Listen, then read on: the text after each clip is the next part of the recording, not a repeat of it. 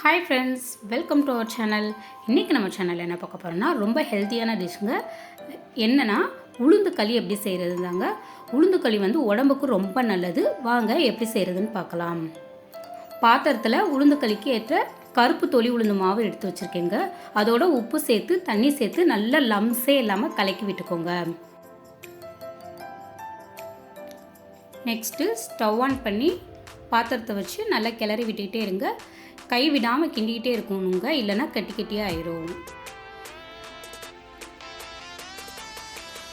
அதே சேம் டைமில் இன்னொரு பாத்திரத்தில் கொஞ்சமாக வந்து கருப்பட்டியை தண்ணி ஊற்றி நல்லா கரைச்சி எடுத்துக்கோங்க. இந்த ஸ்டேஜ் வரையில் ஆஃப் பண்ணி தனியாக ஆற விட்டுருங்க. இப்போ பார்த்தீங்கன்னா களி நமக்கு வந்து கெட்டி ஆகிட்டுருக்கு. நல்லா கை விடாமல் கிளறிக்கிட்டே இருங்க. இந்த அளவுக்கு கெட்டியான ஸ்டேஜில் ஸ்ட்ரெயினர் வச்சு ஏற்கனவே ரெடி பண்ணி வச்சுருந்தா கருப்பட்டி தண்ணியை சேர்த்துக்கோங்க. ஸ்ட்ரெயின் பண்ணிக்கோங்க, ஏன்னா அதில் மண் தூசி ஏதாவது இருக்கும். நல்லா கைவிடாமல் கிண்டிக்கிட்டே இருங்க. தண்ணி தொட்டு இப்படி வச்சு தொட்டு பாருங்கள். கையில் வந்து ஒட்டக்கூடாது. ஒட்டி இருந்துச்சுன்னா வேகலைன்னு அர்த்தம்.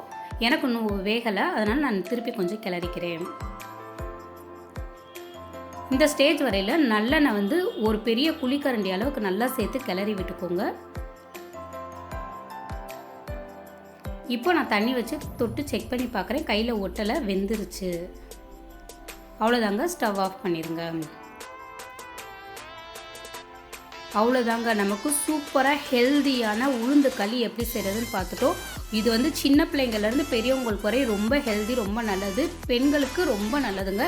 இதே மாதிரி உங்கள் வீட்டில் செஞ்சு சாப்பிட்டு எப்படி இருந்துச்சுன்னு எனக்கு மறக்காமல் கமெண்ட் பண்ணுங்கள்.